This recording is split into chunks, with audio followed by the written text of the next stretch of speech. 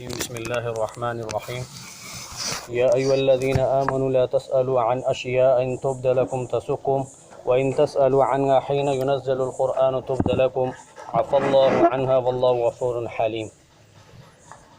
یہ سورہ مائدہ کی آیت نمبر 101 ہے۔ اس سے پچھلی آیات کے اندر اللہ جل جلالہ نے عظمت کعبہ کو بیان فرمایا تھا اور یہ بتایا تھا کہ یہ کعبہ جو ہے یہ لوگوں کے قیام کا ذریعہ ہے اور لوگوں کے گزران کا ذریعہ ہے، اور پھر ساتھ میں 4 حرمت والے مہینوں کا تذکرہ بھی کیا تھا، قربانی کے جانور کا تذکرہ بھی کیا، اور جو بیت اللہ کی نظر کے جانور ہیں ان کا تذکرہ بھی کیا، اور پھر اس کے بعد اللہ تعالیٰ نے یہ بھی بتایا کہ ان تمام چیزوں میں اللہ سے انسان کو ڈرنا چاہیے، اور یہ بات ان کے ذہن میں رہے انسان کے کہ اللہ تبارک و تعالیٰ بہت سخت پکڑنے والے بھی ہیں، شدید العقاب بھی ہیں، اور ساتھ میں اللہ تعالیٰ نے اپنی رحمت کے پہلو کو بھی بیان فرمایا کہ اللہ غفور الرحیم بھی ہیں۔ اگر تم سے کوئی غلطی ہو جائے، سرزد ہو جائے تو اللہ کریم جو ہے وہ معاف بھی کرتے ہیں، اللہ کی طرف رجوع کریں گے تو اللہ کریم معاف کر دیں گے۔ اور پھر اس کے بعد اللہ نے یہ بھی بتایا کہ خبیث اور طیب جو ہے یہ برابر نہیں ہو سکتے، اگرچہ تمہیں جو ہے گندی اور ناپاک چیزوں کی کثرت یا ناپاک افراد کی کثرت جو ہے وہ تمہیں تعجب میں کیوں نہ ڈالے کہ بھائی یہ اتنے زیادہ ہیں اور ان کی جو ہے تعداد دن بدن بڑھ رہی ہے اور ہم حق والے جو ہے دن بدن کم ہو رہے ہیں، ٹھیک ہے، ایمان والے کم ہیں، تو یہ خبیث لوگوں کی کثرت جو ہے آپ کو تعجب میں نہ ڈالے۔ اس کی مثال یہ سمجھیں کہ ایک طرف جو ہے ایک کا یعنی کہ گھونٹ صاف شفاف پانی ہے، دوسری طرف ایک ٹینک پیشاب کا ہے، تو یہ دونوں برابر نہیں ہیں، ٹھیک ہے، وہ پانی ہے اور پیشاب ہے، پیشاب گندا ہے، غلیظ ہے، خباثت ہے وہ، اور پانی کو اللہ تعالیٰ نے طیب قرار دیا ہے۔ اسی طرح ایک ایمان والا جو ہے یہ پاک ہے اور باقی ساری دنیا کا کافر ہو تو وہ ساری خبیث ہے، ان کی کوئی اہمیت اللہ تبارک و تعالیٰ کے ہاں نہیں ہے۔ اور آج کی آیت میں اللہ تبارک و تعالیٰ نے ایمان والوں کو ایک مسئلے کے متعلق بتایا ہے۔ وہ مسئلہ یہ ہے کہ کثرت سوال لا یعنی سوالات ان سے منع فرمایا گیا ہے۔ حدیث میں اللہ کے نبی صلی اللہ علیہ وسلم نے فرمایا کہ حسن الاسلام ترک ما لا یعنی ہے، کہ اسلام کا حسن یہ ہے کہ بندہ جو ہے لا یعنی سوالات کرنا چھوڑ دے، لا یعنی چیزوں کو چھوڑ دے، بیہودہ چیزیں، بیہودہ سوالات جس کا نہ دنیا کے ساتھ کوئی تعلق ہوتا ہے نہ آخرت کے ساتھ کوئی تعلق ہوتا ہے۔ جیسے آج کل بھی بہت سارے افراد عجیب و غریب سوالات کرتے ہیں، کوئی پوچھتا ہے کہ جی اسماعیل علیہ السلام کی جگہ جو دمبا ذبح ہوا اس کا گوشت کس نے کھایا، کوئی پوچھتا ہے جی اصحاب کہف کے کتے کا رنگ کیسا تھا۔ بھائی اس سے تیرے ایمانیات کا کیا تعلق، تیری آخرت کا، تیری دنیا کا کیا تعلق ہے؟ یہ سوالات کیوں پوچھتے ہو آپ؟ لا یعنی سوال ہے۔ اور سوال جو بندہ کثرت سے کرے گا اگر آپ اس کو عملی طور پر دیکھیں تو عمل میں وہ بالکل صفر ہوگا، عملی طور پہ یعنی کہ بالکل عمل کرنے کو تیار نہیں، لیکن سوالات کرنے میں اتنا ماہر ہوتا ہے کہ بال کی کھال نکال دیتا ہے، سوال پر سوال، سوال پر سوال، سوال پر سوال، تو جواب دینے والا بھی تھک جاتا ہے، اور عمل اگر اس کا دیکھیں تو بالکل صفر ہوگا، ٹھیک ہے نا جی۔ سنت کے متعلق سب پوچھیں گے کہ یہ کیا سنت ہے نہیں ہے، یہ فلاں ہے، یہ فلاں ہے، اور اپنی زندگی کو دیکھیں تو سنتوں سے خالی ہوں گی۔ اور اسی طرح بہت سارے احکامات جو ہیں ان کے متعلق سوال ہوں گے، لیکن وہ جو احکامات ہیں وہ زندگی کے اندر نافذ اور قابل عمل نہیں ہوں گے، تو یہ جو ہے یہ بہت ہی بری چیز ہے۔ اللہ کے نبی صلی اللہ علیہ وسلم کی حدیث، اللہ کے نبی نے فرمایا کہ مسلمانوں میں سب سے بڑا مجرم انسان وہ ہے جس کے سوال کرنے کی وجہ سے اللہ تعالیٰ کسی حلال چیز کو حرام کر دے، ٹھیک ہے، یہ بہت بڑا جرم ہے۔ اور یہ سابقہ امتوں کے اندر یہ چیز، یہ خباثت موجود تھی کہ حضرت موسیٰ علیہ السلام کی قوم نے جب سوالات کیے، پہلا سوال انہوں نے کیا کہ جی آپ ہمیں کتاب لا کے دو۔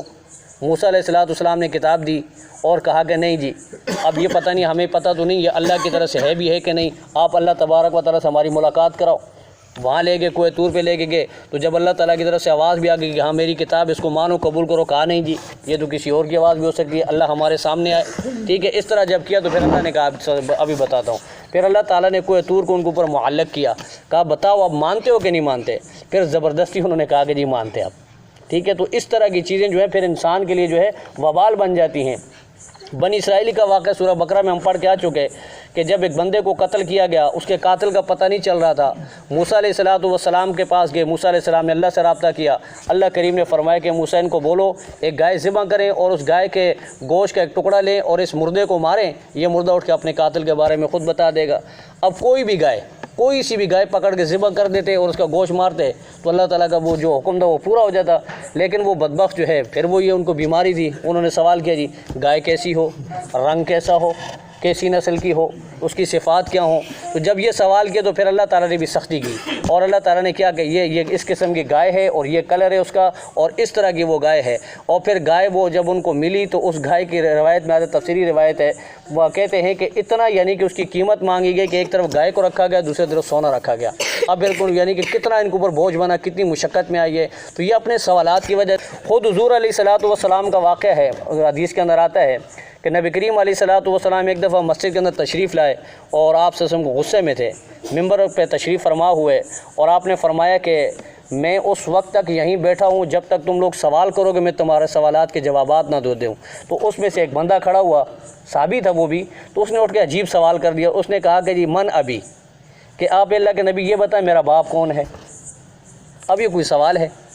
بھائی؟ تو اپنا کیوں یعنی کہ جو پردہ اللہ نے غیب کا پردہ رکھا ہوا اس کو کیوں تو ہٹانا چاہ رہا ہے؟ تو بہرحال اللہ کے نبی صلی اللہ علیہ وسلم کا چہرہ مبارک جو غصے سے سرخ ہو گیا. تو آپ علیہ الصلوۃ والسلام نے اس کو جواب دیا کہ تیرا باپ فلاں ہے. ٹھیک ہے نا جی. اور پھر اس کے بعد جو ہے کسی ایک دوسرے نے کھڑے ہو کے اسی طرح کا سوال کیا، اور پھر حضرت عمر رضی اللہ تعالیٰ عنہ کو پتہ چلا. حضرت عمر گئے اور حضرت عمر نے کہا کہ رضینا باللہ ربا و بالاسلام دینا و بمحمد نبیہ. تو آپ علیہ الصلوۃ والسلام کا غصہ مبارک ٹھنڈا ہو گیا. اور پھر ایک دوسرے موقع پر حضور علیہ الصلوۃ والسلام سے اسی طرح کے سوالات ہوئے حج کے متعلق. جب حج کا حکم نازل ہوا تو اللہ نے حکم دیا تھا کہ حج آپ پہ فرض ہے. تو ایک صحابی نے اٹھ کے کہا کہ اللہ کے نبی یہ حج ہر سال فرض ہے ہم پہ. تو اللہ کے نبی خاموش ہوئے. پھر دوسرے موقع پر اس کا جواب دیا، کہا کہ اللہ کے بندو ایسے سوالات مت کیا کرو جس کی میں خود تشریح نہ کر دوں. جس چیز کی ضرورت ہوگی محسوس ہوگی مجھے، میں خود اس کی تشریح کر دوں گا. اور خود حدیث کے اندر اللہ کے نبی نے فرمایا کہ من ای شیء یقرب الی الجنۃ ویباعدکم من النار، کہ کوئی چیز ایسی نہیں جو تمہیں جنت کے قریب کر دے اور جہنم سے دور کر دے وہ میں نے تمہیں بتائی نہ ہو. میں سب چیزیں تمہیں بتا کے یعنی کہ زہر دنیا سے جاؤں گا. تو اب آپ اپنی طرف سے سوالات نہ کیا کرو. تو جب یہ چیزیں منع کی، اور پھر اللہ کے نبی نے یہ بھی فرمایا کہ اگر میں اس وقت ہاں کہہ دیتا نا، ہاں کہ ہاں ہر سال، تو ہر سال تم پہ حج فرض ہو جاتا اور تمہارے لیے کتنی مشقت ہوتی، تم اپنے ہاتھوں یہ نہیں مارے جاتے اور خود ہی اپنے پاؤں پہ کلاڑی مارتے. تو ایسے سوالات نہ کیا کرو. مجھے محسوس ہوگا میں خود تم لوگوں سے سوالات کر لوں گا کہ بھائی اس کے متعلق تمہیں سمجھ میں آئی کہ نہیں آئی. اور البتہ اس سے جو ہے اس قسم کے سوالات جو ہیں مستثنیٰ ہیں کہ ایک بندہ اپنے دین کی معلومات کے لیے نہیں بلکہ وہ عبادات کے نماز کے متعلق سوال کر رہا ہے کہ جی میں نے نماز اس طرح پڑھی ہے، کیا میری نماز سنت کے مطابق ہے یا نہیں. یہ سوالات کرنا جو دین کے متعلق ہوں، جس کے ساتھ یعنی کہ دنیاوی معاملات یا آخرت کا تعلق ہو، ایسے سوالات تو بالکل جائز ہیں اور ان کو مستحسن قرار دیا گیا ہے. لیکن اس کے علاوہ لایانی سوالات کرنا یہ جو ہے بہت بری چیز ہے، ناپسندیدہ عمل ہے، اس کو اللہ نے منع کیا ہے. اور حضور علیہ الصلوۃ والسلام نے فرمایا کہ دیہاتی حضرات جو دیہاتی صحابہ تھا ان کے لیے خاص طور پہ اللہ کے نبی نے اجازت دی تھی کہ انہیں ہر وقت سوال کرنے کی اجازت ہے. اب ہوتا یہ تھا کہ وہ چونکہ آپ سے مجلس مبارک میں ہر وقت تو نہیں ہوتے تھے، تشریف نہیں فرما ہوتے تھے، اور کبھی کبھی آتے تھے پھر ان کو سوالات کرنے پڑتے تھے کہ اللہ کے نبی یہ عمل ہم کر رہے ہیں یہ کیسا ہے، یہ کام ہم کر رہے ہیں یہ کیسا ہے. تو مختلف سوالات وہ کیا کرتے تھے اور حضور علیہ الصلوۃ والسلام ان کے جوابات بھی دیا کرتے تھے. اور پھر صحابہ کرام اکثر دعائیں مانگا کرتے تھے کہ اللہ کرے کوئی دیہاتی صحابی آ جائے، اس کے ذریعے ہمیں بہت ساری معلومات ہو جاتی ہیں، ہمارے سامنے جو ہے دین کی بہت ساری تشریحات ہو جاتی ہیں. تو اس طرح وہ لوگ جو اس سے مستثنیٰ ہیں. بہرحال یہ کثرت سوال، حدیث کے اندر اللہ کے نبی نے فرمایا، مسلم شریف کی روایت ہے، اللہ کے نبی نے منع کیا کہ نہا عن قیل وقال وکثرت السوال وعن اضاعت المال، کہ اللہ کے نبی نے فرمایا کہ زیادہ قیل و قال کرنے سے منع کیا گیا اور زیادہ سوالات کرنے سے منع کیا اور اپنے حلال مال کو جو ناجائز مصرف کے اندر خرچ کرنے سے منع کیا. جو ہے باطل رسومات اور رسم و رواج کے اندر اپنا مال اڑا دینا اور یہ لاغ اور لیانی چیزوں کے اندر مال اڑا دینا یہ پسندیدہ عمل نہیں ہے. تو اس کو اللہ تعالیٰ نے منع کیا اور فرمایا کہ یا ایھا الذین آمنوا، اے ایمان والو، لا تسألوا عن اشیاء ان تبد لکم تسؤکم،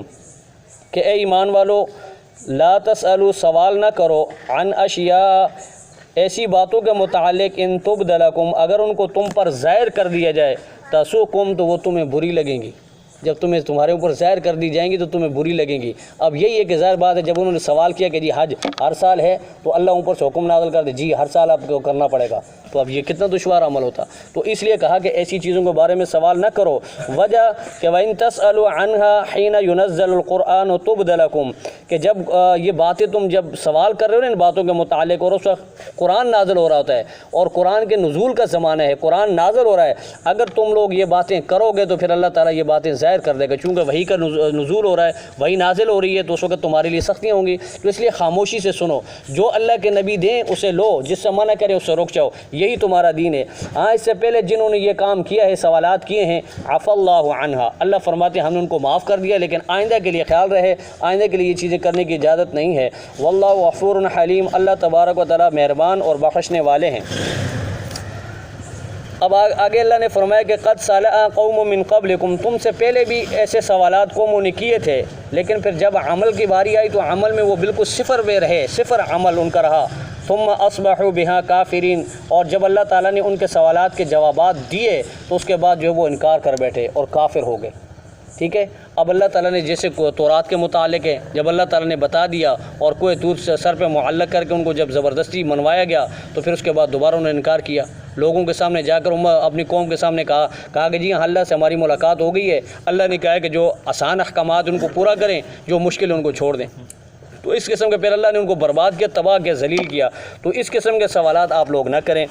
اب آگے جو ہے مشرکین کے جو ہے اختراع اور اپنی طرف سے انہوں نے بنائے ہوئے کچھ ذرائع اور اپنے جو ہے جس کو تحریمات العباد کہا جاتا ہے، یعنی وہ چیزیں جو بندوں نے خود اپنی طرف سے حرام کی ہیں، نام رکھے اپنی طرف سے اور اپنی طرف سے ان کے یعنی کہ ورڈ رکھے ہیں کہ جی اس کا نام یہ ہے، اس کا نام یہ ہے، اور یہ ان کے آباء و اجداد سے یہ چیزیں چلی آ رہی تھی۔ اور یہ چیز سب سے پہلے کرنے والا جو ہے عرب کے جو جزیرے کے اندر لوحی نام ایک شخص تھا، عمر بن لوحی، اس شخص نے جو ہے شرک ایجاد کیا اور پھر اس کے بعد یہ سلسلہ شروع ہو گیا۔ اب یہ مشرکین بھی اپنی ان چیزوں کو جو ہے اپنے اسلاف کی طرف منسوب کرتے اور فخر کیا کرتے تھے کہ جی ہمارے اسلاف تو بہت بڑے کمال والے لوگ تھے، ٹھیک ہے نا جی۔ تو انہوں نے یہ کچھ اصطلاحیں بنائی ہوئی تھی، وہ کیا تھی کہ انہوں نے 4 قسم کے جانوروں کو جو ہے وہ غیر اللہ کے نام پر، معبودات باطلہ کے نام پہ جو ہے ان کو اپنے اوپر حرام کیا ہوا تھا۔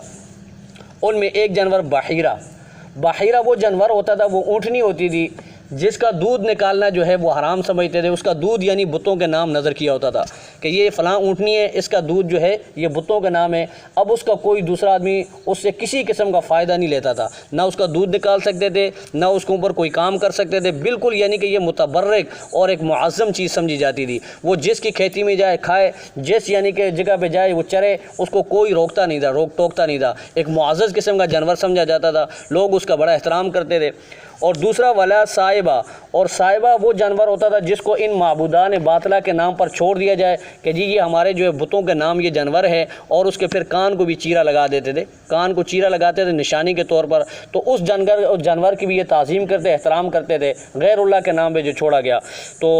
تیسرا جو جانور ہے وہ وسیلہ اس اونٹنی کو کہا جاتا ہے جو پہلا بچہ اس کا جو ہے مادہ ہو، پھر دوسرا بھی مادہ ہو، درمیان میں جا کر جو ہے کہیں نر پیدا ہو، اور اس کو جو ہے یہ پھر کہتے تھے کہ جی یہ بھی جو ہے وسیلہ ہے اور یہ بھی بتوں کا نام ہے۔ پھر اس اونٹنی سے جو کسی قسم کا فائدہ یہ حاصل نہیں کرتے تھے، نہ اس کے اوپر سواری کرتے تھے، نہ اس کا یعنی کہ ذبح کرنے کی اجازت تھی، نہ اس کا دودھ استعمال کرنے کی اجازت تھی، نہ اس کے اوپر سے اون وغیرہ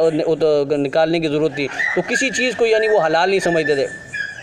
اور چوتھا وہ جانور تھا جس کو یہ حام کہتے تھے۔ حام اس اونٹ کو کہتے ہیں کہ جس کی جفتی سے یعنی جس کے نطفے سے 10 بچے پیدا ہوئے ہوں، تو 10 بچے جس اونٹ کے نطفے سے پیدا ہوں تو اس کو یہ متبرک سمجھتے تھے، اس کو بھی بتوں کے نام پہ چھوڑ دیتے تھے، اس کا بھی کھانا پینا، اس کی سب چیزیں جو ہیں یہ اپنے لیے حلال نہیں سمجھتے تھے، کہتے جی اس کا کسی قسم کی یعنی کہ کام لینا وہ حرام ہے۔ تو یہ اللہ نے فرمایا کہ ما جعل اللہ من بحیرہ، نہ اللہ نے کوئی بحیرہ بنایا ہے، ولا صائبہ، نہ اللہ نے کوئی صائبہ بنایا ہے، ولا وسیلہ، اور نہ اللہ نے وسیلہ بنایا، نہ ولا حام، اور نہ ہی اللہ تعالیٰ نے حام بنایا۔ یہ تمہاری اپنی اختراعیں ہیں، تمہاری اپنی اصطلاحات ہیں، اور تمہارے اپنے ذہن کے مطابق جو ہے یہ چیزیں بنا رہے ہو، اللہ کی طرف سے ایسی کوئی چیزیں نہیں ہیں۔ وَلَكِنَّ الَّذِينَ كَفَرُوا يَفْتَرُونَ عَلَى اللَّهِ الْكَذِبَ، لیکن اکثر کافر لوگ جو ہے وہ اللہ کے اوپر جھوٹ بولتے ہیں، اللہ کی طرف جھوٹ کی نسبت کرتے ہیں کہ یہ اللہ نے بنایا، نعوذ باللہ۔ وَأَكْثَرُهُمْ لَا يَعْقِلُونَ، اور اکثر لوگ جو ہے عقل نہیں رکھتے، بے عقل ہیں، اپنے عقل کے گھوڑوں کو جب دوڑائیں گے تو پھر نتیجہ یہی نکلے گا کہ اپنی طرف سے دین بنائیں گے، اور پھر اس دین کو جو ہے وہی چیز جو اپنے ہاتھوں سے بنائی جائے گی اس کو سامنے رکھ کے خدا بنا بیٹھیں گے، پھر اسی کی پوجا پاٹ شروع ہو جائے گی، اور پھر یہ سلسلہ چلتا رہے گا۔ پھر آخر میں اللہ ایسی مت مار دیتا ہے کہ یہی جانور جس کی یعنی کہ پیشاب پاخانہ جو گندگی ہے اسی کو متبرک سمجھ کر کوئی پی رہا ہوگا، کوئی سر پہ لگا رہا ہوگا، کوئی جسم میں مل رہا ہوگا۔ اور دنیاوی طور پہ اگر آپ دیکھیں تو بڑے بڑے سائنٹسٹ بھی ہوں گے، بڑے بڑے تجربے کار تعلیم یافتہ بھی ہوں گے، لیکن عقلی طور پہ اللہ تعالیٰ ایسی مذہبی ان کی عقل کو مت ماری جاتی ہے کہ وہ ان چیزوں کو گندگی نہیں سمجھتے، پھر ان کو متبرک سمجھ کے اس کے اوپر عمل کر رہے ہوتے ہیں۔ ہوتے ہیں۔ تو اللہ تبارک و تعالیٰ کی بارگاہ میں دعا ہے کہ اللہ تبارک و تعالیٰ ہم سب کو اپنی حلال کردہ چیزوں کو حلال اور حرام کردہ چیزوں کو حرام سمجھنے کی توفیق عطا فرمائے، اور اللہ کریم ہم سب کو کثرت سوال سے اور لا یعنی چیزوں سے اللہ کریم ہم سب کو بچائے رکھے۔ وآخر دعوانا ان الحمد للہ رب العالمین۔ اللہم صلی علی سیدنا و مولانا محمد وعلی آل سیدنا